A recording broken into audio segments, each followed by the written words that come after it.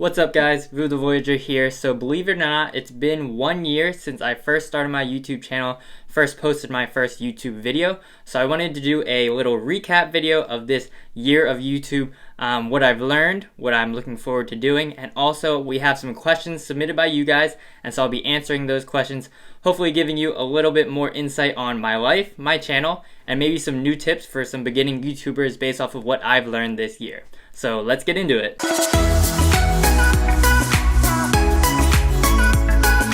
So first year, it's been quite a journey, and first off I wanted to thank all of you for supporting me along the way, watching the videos, leaving comments, telling me what I can do better, and also telling me what you like about the videos. It's really helpful for me as a creator. And over this past year I've posted 32 videos, so that's 32 videos over 52 weeks, so not quite one video per week like they recommend to all new YouTubers, but I tried my best. I mean, I also work like 50 to 60 hours a week. I'm also taking classes, getting certifications at the same time, and I also want to live and enjoy life while I can. Right now we are at 5,955 subscribers at the making of this video. The channel has been pretty successful, I'd say. For my first year, I wasn't sure what I was getting into when I first made it. I kind of just wanted to get my ideas out there. I had a bunch of ideas for videos, and I kind of wanted to actually put them out there and create them and see what they would look like, and thankfully some of you guys like them. So my highest viewed video at this point is my reaction video to Uncle Roger's video with my parents, and that video has at this time, let's take a look, it has 447,920 views. So that one went crazy. I think I just took advantage of search engine optimization with that video, and it kind of blew up, and you guys really liked it. A lot of you guys actually found my channel from that video, and it was a lot of fun to make with my parents as well. So some of my other videos I've done, I started with a series about learning how to do different things and my experience for the first time, and showing you guys how I learned it, what I learned when I was doing it for the first time. And then I went into some videos about soccer. I just like playing soccer, so I wanted to make some videos about soccer. And then I had a few vlog type videos just about life events that happened to me. And then I had originally started making some travel videos. I thought I was going to be able to travel more and make more travel content, because that's how I started making videos to begin with. I just really like making travel videos. But with the pandemic, it was a little harder to travel, so that kind of pushed my creativity, kind of challenged me to think outside the box in terms of creating videos, and actually I found some other types of videos that I like to make. So that's why you'll see my channel is kind of all over the place. I still don't have a niche yet 1 year in, which I don't know if that's a good thing, I don't know if that's a bad thing. I think for my personal purpose for making these YouTube videos is I just like making videos, and I think throughout this year of YouTube, this first year of YouTube, it's very easy, especially when you're like at like 0 subscribers, and then I was at like 20 subscribers for a while. It's easy to get caught up comparing yourself to other new YouTubers who their channels seem to be blowing up, and you're like, why are they blowing up and then I'm not blowing up? But personally for me, since my purpose for YouTube was creating these videos for fun, I had to remember that and try not to get caught up in all the numbers of it and all the subscribers, the likes, the comments, all of that, because different people's content gets picked up differently. And so I think as long as you remember your reasons for making the YouTube channel, that's the most important at the end of the day, because you'll keep that passion for making your videos. But through this YouTube journey, I've definitely met a lot of cool people, connected with other fellow YouTubers. I've done some interviews, which I thought was really fun. I had never done YouTube or any type of interview before besides a job interview. Over this past year, I definitely have gotten better at editing, and I think that just goes to show what 1 year of work can do for any type of skill. So if you want to get better at anything, you just keep working at it, find out your weaknesses, focus on your weaknesses, and hone your strengths, and that's how you get better at what you're doing. But yeah, so that is the general recap of my 1 year of YouTube. So we can go ahead and get into the questions and answers portion. So these were questions submitted by you guys on Instagram. If you haven't followed my Instagram yet, that's where more of my interactive content is, more of my daily life kind of stuff. So if you want to keep up to date on that, if you want to contact me, ask me questions, anything like that, go ahead and follow my Instagram.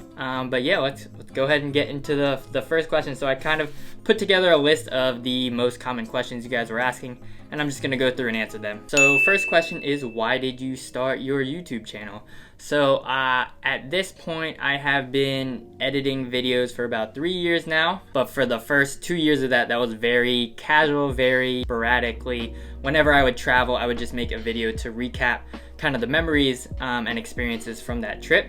And I didn't get into kind of serious editing until I started my YouTube channel, at which point I was basically forced to edit every week for a year. And so I started my YouTube channel because I just realized I like to create videos. I like to brainstorm ideas, see them kind of come into a visual form. And for me, I had never really done anything creative in my life. I kind of gave up in 2nd grade when I had an art class, and everybody else's art was hung up in the art show, but not mine because it wasn't good enough. And I figured at that point, I was like, you know what? Maybe creativity, not my thing. I'm gonna stick to math and science, which is what I did going through college. But then once I started making the travel videos, I realized I really like doing this, and so that's why I started and made my channel. The next question is, what camera do you use? So for all of my YouTube videos, I just use my iPhone. So it's the iPhone XR or iPhone XR. I don't really know what it's called. But yeah, so I've just been using the iPhone. I know some people like to invest in a camera because it gives you that better picture quality. But for me, the iPhone camera, honestly, I think past like an iPhone 7 or 8, is actually pretty good to record videos. And I know a lot of new YouTubers are discouraged because they think, oh, I don't have a camera, I can't film anything. Well, that's not true. As long as you have like some type of recent smartphone, you can definitely start your YouTube channel. The quality of the video, it definitely is important to show, like, at least so the viewer can see what's happening. It doesn't have to be like 4K or 8K or whatever. The most important part of the video is actually the video idea and the execution and storyline of that video. And yeah, so for me, I wanted to focus more on the actual creation process and storyline of the video, and I figured once I got that down, then later on I can add a new camera, and then I can get used to that and shoot in better quality. And I was also waiting for monetization, so I didn't want to pour a lot of money into this hobby just yet if I didn't know how good I was at it. So what do I use to edit my videos? So believe it or not, for the first, I think like 15 videos, I was using iMovie because that's kind of the free software that comes with the Mac, and it was pretty easy to use and easy to learn.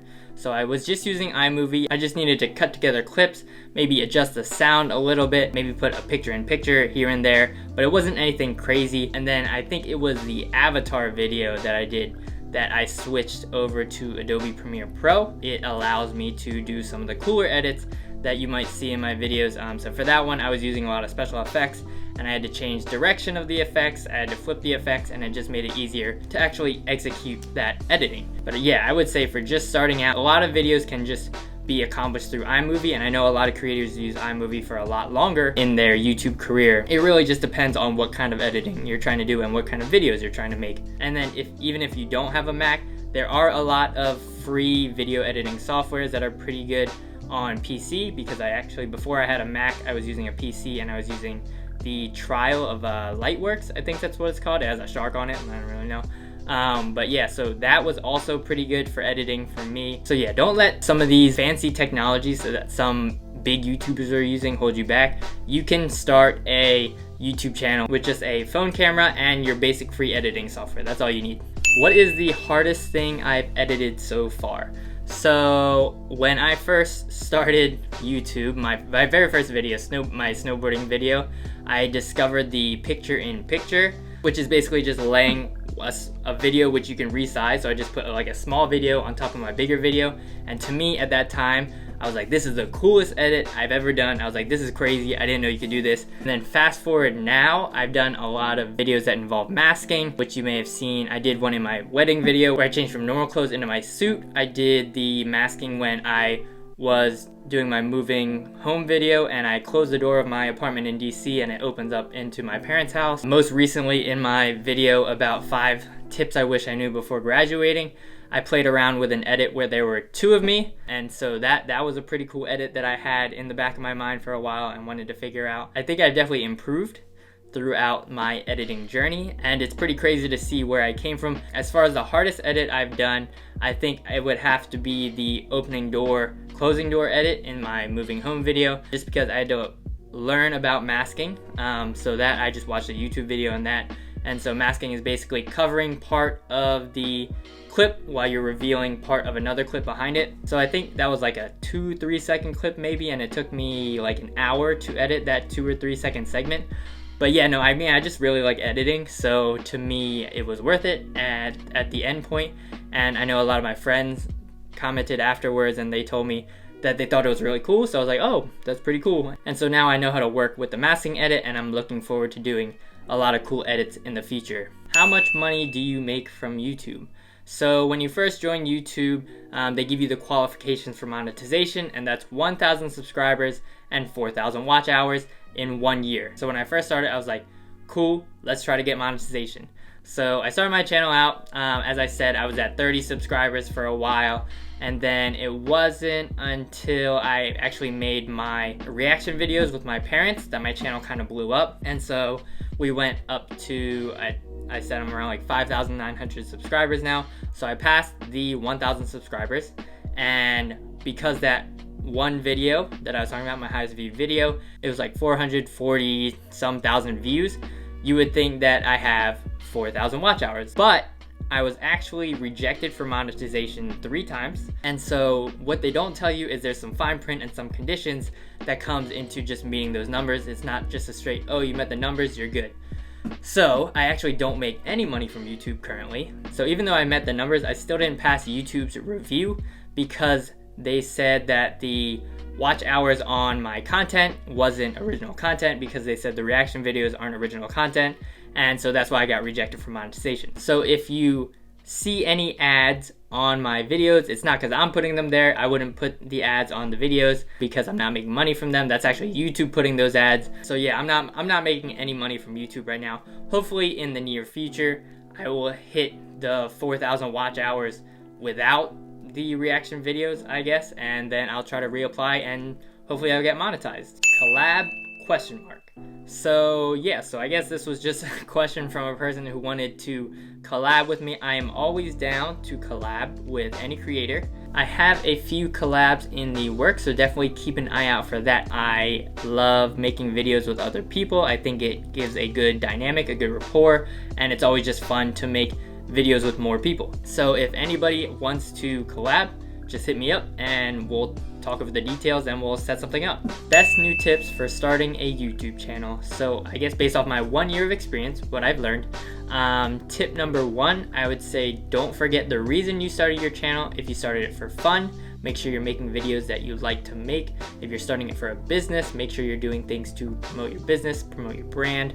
But yeah, just stay grounded in the reason that you started your YouTube channel. It will help you keep your passion for making these videos, and it'll help with the longevity of your YouTube channel and your YouTube career. Tip number 2, I would say try to learn something new with every video you make, whether that's a new talking point, for me, whether it's new editing, maybe it's a new idea you're trying. Just try to keep progressing your video quality as you go along, and before you know it, your videos are gonna be miles and miles ahead of where you started. And then tip number 3, don't get discouraged. Don't compare yourself to other YouTubers. I think that's pretty important, especially it's easy to get caught up in the numbers like any other type of social media. As long as you're proud of the product that you're making, then I think that's probably the most important thing. The numbers will come as you make more videos, as you make videos that a lot of people like to watch, as you showcase your personality throughout your videos. But I think as you're making the videos, try not to get caught up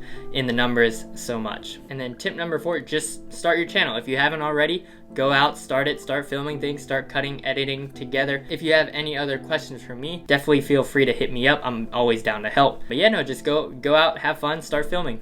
And then the last question we have is, what are your YouTube goals? So like I said, I made this channel for fun. I wasn't looking to turn it into a full-time job or anything like that. If I do get money from it, that's cool. But I think at the end of the day, I like to make these videos for fun. My main YouTube goals, they were the same a year ago, they're the same now.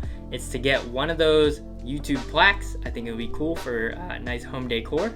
and then to get invited to like a charity sports event. I really like playing sports, I really like supporting charities, and I see these YouTubers have these cool charity sports events. So if I can get popular enough to be invited to one of those charity sports events, that's another one of my YouTube goals. And then yeah, I mean, just get better at editing, get better at making videos. Those are my YouTube goals. Thank you guys again for your support throughout this first year of YouTube. Let's hope we have a pretty poppin' second year. Maybe we'll have some new video ideas. And thank you again for watching this video. If you found it helpful, if you have any tips, if you have any questions, feel free to leave them in the comments. And make sure to like and subscribe as always. I will catch you in the next video. The Voyager, out.